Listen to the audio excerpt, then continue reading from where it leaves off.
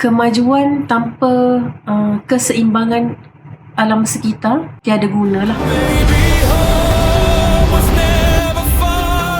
Nama Arden ni kita pilih kerana mencerminkan keakraban manusia dengan alam semula jadi, dan Green Valley ni pula kita jadikan dia sebagai metafor pada destinasi harapan. Selaras dengan kursus kita di Politeknik Environmental Science and Green Building, inilah mesej yang kami nak sampaikan melalui Arden The Green Valley.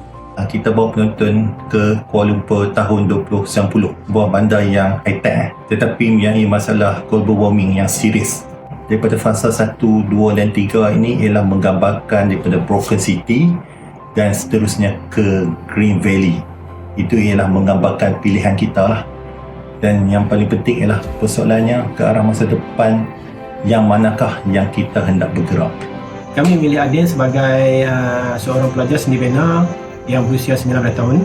Kami membangunkan kereta ini menggunakan ChatGPT dengan mengambil kira umur, latar belakang dan pakaian serta teknologi yang diguna pakai sekitar tahun 2090. Kita bukan saja membina karakter manusia tetapi juga memikirkan bagaimana manusia akan berinteraksi dengan teknologi pada masa hadapan. Kita gunakan ChatGPT untuk prompting, untuk hasilkan storyboard, dan Cloud AI untuk memperhalusi lagi prompting, dan setiap scene itu dibangunkan secara terperinci sebelum kita janakan menggunakan Seedance 2.0 melalui platform Higgsfield dan juga OpenArt.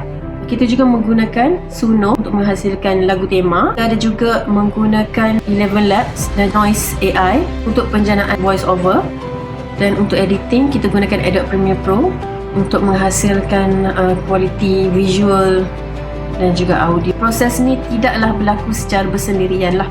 Kita akan berbincang sama-sama untuk menilai hasil yang diperoleh, dan kami melihat semula aspek penceritaan, emosi, visual dan juga mesej yang nak disampaikan sebelum membuat penambahbaikan seterusnya lah. Selain menilai aspek visual, audio, sound effect, saya juga membantu memberikan pandangan daripada perspektif penonton.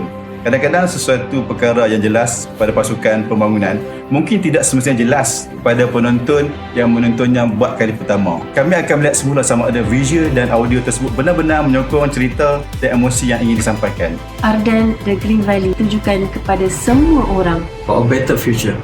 For greener cities. For a sustainable tomorrow. For future generation. The choices begin today.